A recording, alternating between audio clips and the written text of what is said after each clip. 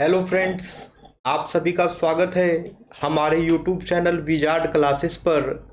दोस्तों, ये क्लास जो है बीपीएससी कंप्यूटर टीचर और एसटीईटी कंप्यूटर के लिए जो है ये क्लासेस है। आज के सेशन में जो है 10 से 15 एमसीक्यू क्वेश्चंस को हम लोग करेंगे डिस्कस, और आने वाले दिन में हो सकता है तो 20 से 25 क्वेश्चन भी डिस्कस करेंगे। ठीक है, तो चलिए स्टार्ट करते हैं। पहला क्वेश्चन है, TCP is a dash protocol. TCP जो है वो कैसा प्रोटोकॉल है?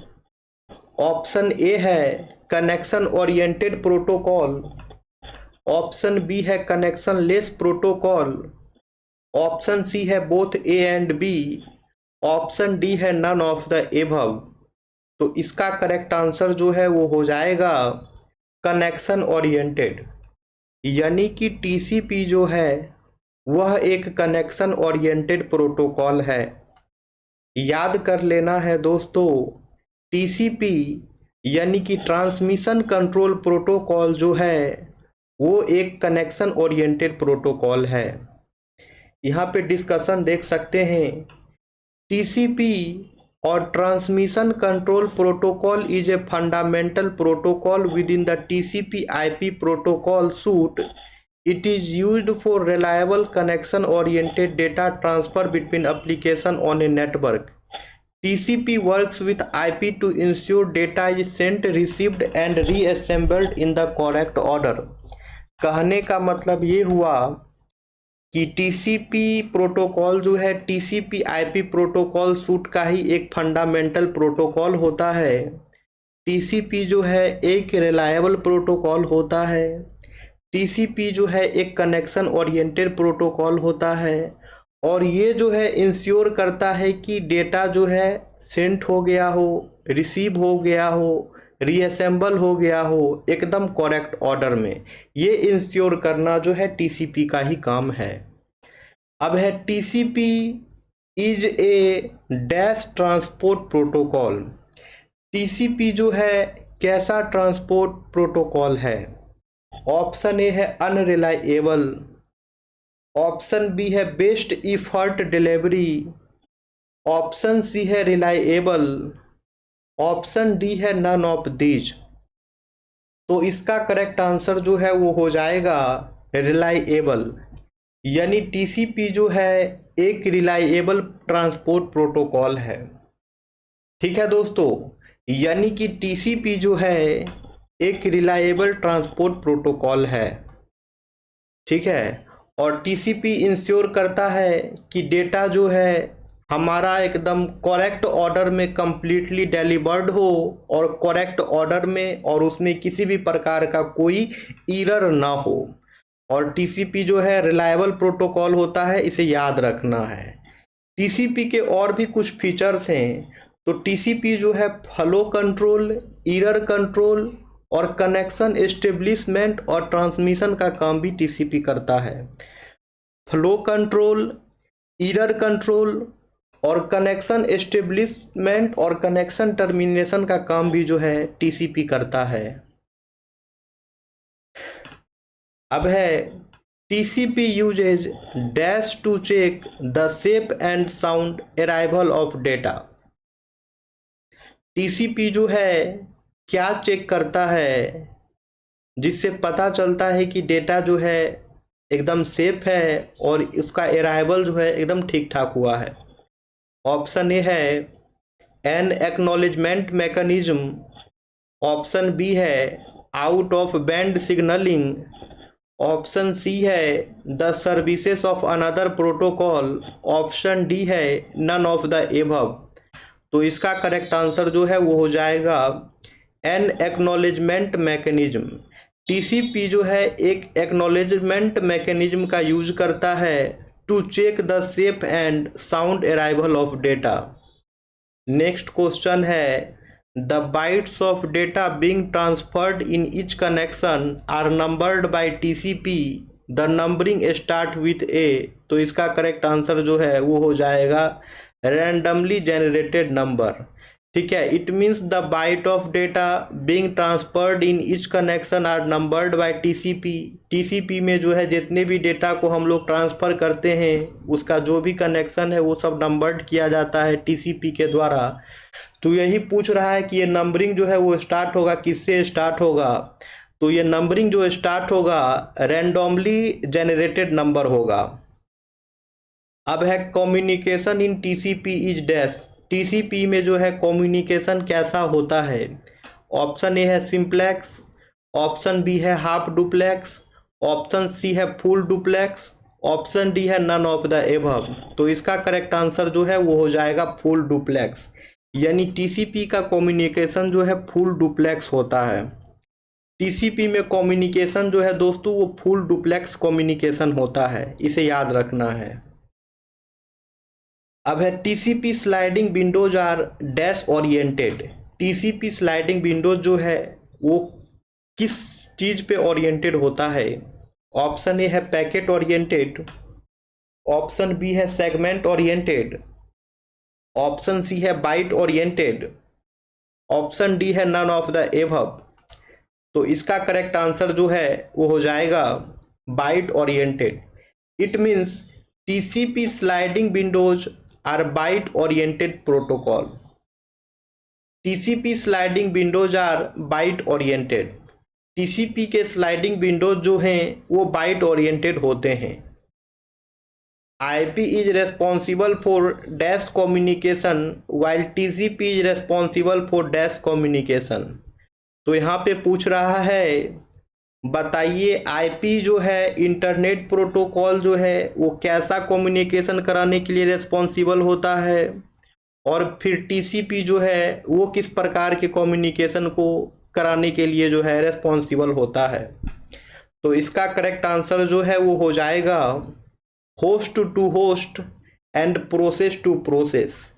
इट मीन्स आपका आईपी जो है वो host to host communication conduct कराएगा और टीसीपी जो है प्रोसेस टू प्रोसेस कम्युनिकेशन के लिए रेस्पॉन्सिबल होता है।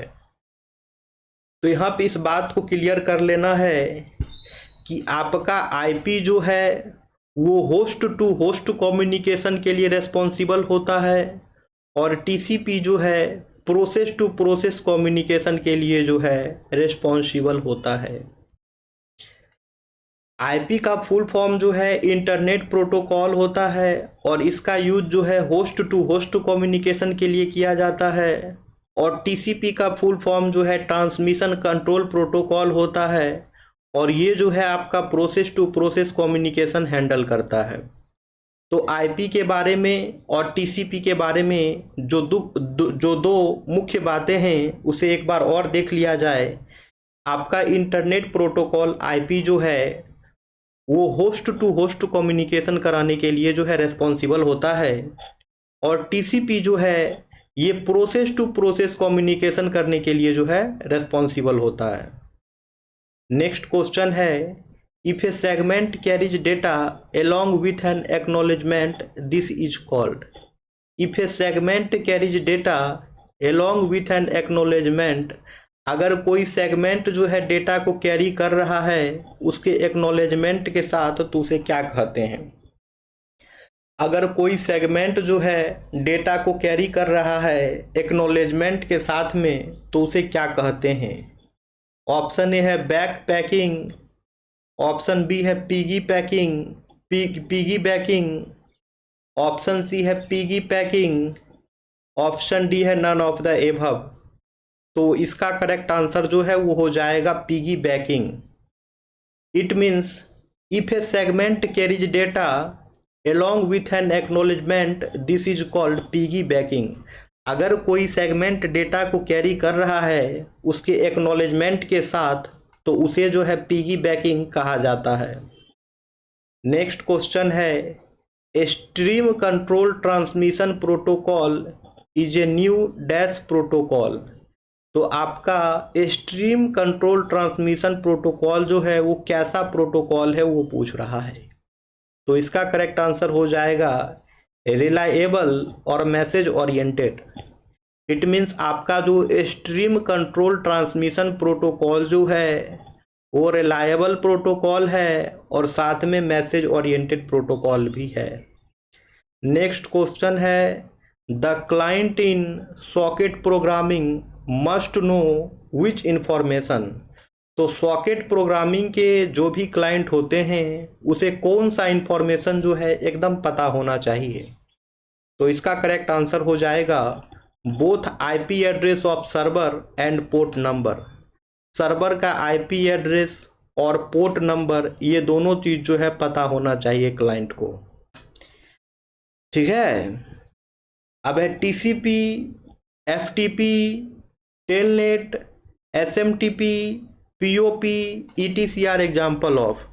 तो जैसे आपका टीसीपी हो गया, एफटीपी हो गया, टेलनेट हो गया, एसएमटीपी हो गया, पीओपी हो गया, तो ये सभी प्रोटोकॉल जो हैं ये किसके एग्जाम्पल्स हैं।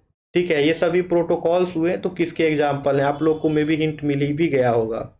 ऑप्शन ए है सॉकेट, ऑप्शन बी है आईपी एड्रेस, ऑप्शन सी है प्रोटोकॉल, ऑप्शन डी है मैक एड्रेस। तो इसका करेक्ट आंसर जो है वो हो जाएगा प्रोटोकॉल। यानी कि TCP, FTP, telnet, SMTP, POP, ये जितने के जितने हैं सभी के सभी जो हैं प्रोटोकॉल के एग्जाम्पल हैं। टीसीपी आपका होता है ट्रांसमिशन कंट्रोल प्रोटोकॉल, एफटीपी होता है फाइल ट्रांसफर प्रोटोकॉल, टीसीपी आपका कनेक्शन ओरिएंटेड और रिलायबल प्रोटोकॉल होता है, एफटीपी का यूज जो है फाइल ट्रांसफर करने में करते हैं, टेलनेट का यूज जो है दोस्तों रिमोट लॉगिन के लिए करते हैं, टेलनेट का यूज जो है रिमोट लॉगिन के लिए करते हैं, एसएमटीपी का फुल फॉर्म होता है सिंपल मेल ट्रांसफ़र प्रोटोकॉल, और एसएमटीपी का यूज जो है ईमेल सेंड करने के लिए करते हैं। फिर आपका पीओपी है, तो पीओपी का फुल फॉर्म जो है पोस्ट ऑफिस प्रोटोकॉल होता है, और पीओपी का यूज जो है ईमेल को डाउनलोड करने के लिए करते हैं। अपने सिस्टम में ईमेल को डाउनलोड करने के लिए जो है पीओपी प्रोटोकॉल का यूज करते हैं, और एसएमटीपी प्रोटोकॉल का यूज जो है ईमेल को सेंड करने के लिए करते हैं। पीओपी और एक आईएमएपी, ये दो प्रोटोकॉल का यूज जो है ईमेल डाउनलोड करने के लिए करते हैं। अब आगे आते हैं, डिस्कशन भी हो ही गया है। अब है what does the java.net.inet address class represent. java.net.inet address class जो है क्या रिप्रेजेंट करता है। ऑप्शन ए है सॉकेट, ऑप्शन बी है आईपी एड्रेस, ऑप्शन सी है प्रोटोकॉल, ऑप्शन डी है मैक एड्रेस। तो इसका करेक्ट आंसर जो है वो हो जाएगा आईपी एड्रेस। यानी java.net.inet एड्रेस जो क्लास जो है ये आईपी एड्रेस रिप्रेजेंट करेगा। अब है which class are used for connectionless socket programming. Connectionless socket programming में कौन सा क्लास का यूज होता है। कनेक्शनलेस सॉकेट प्रोग्रामिंग में कौन से क्लास का यूज होता है। ऑप्शन ए है डेटाग्राम सॉकेट, ऑप्शन बी है डेटाग्राम पैकेट, ऑप्शन सी है both datagram socket and datagram packet, option D है सर्वर सॉकेट। तो इसका करेक्ट आंसर जो है वो हो जाएगा both datagram socket and datagram packet. यानी कि कनेक्शनलेस सॉकेट प्रोग्रामिंग में जो है डेटाग्राम सॉकेट और डेटाग्राम पैकेट दोनों का यूज होता है। यानी कि कनेक्शनलेस सॉकेट प्रोग्रामिंग में जो है डेटाग्राम सॉकेट और डेटाग्राम पैकेट दोनों का यूज होता है।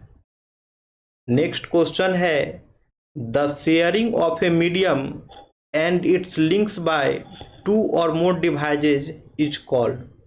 The sharing of a medium and its link by 2 or more devices is called. यानी कि कोई चीज़ शेयर करने का मीडियम या फिर उसे लिंक करने का मीडियम जिसमें 2 और 2 से ज़्यादा डिवाइसेज हों उसे क्या कहते हैं।